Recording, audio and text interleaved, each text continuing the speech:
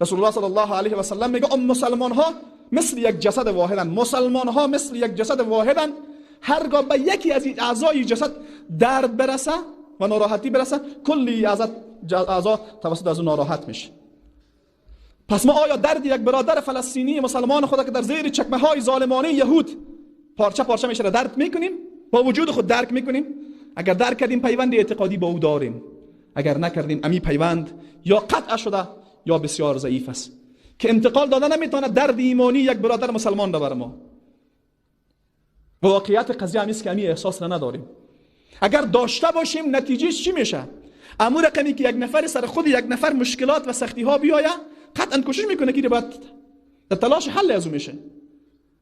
اگر ما خود به عنوان یک جسد واحد بدانیم، هرگز مصیبت ها و ناراحتی های یک برادر مسلمان خود را در او گوشه دنیا هم نمیتونیم تحمل بکنیم. در حد توان خودش تلاش میکنیم که تا به خاطر حل از او کار بکنیم.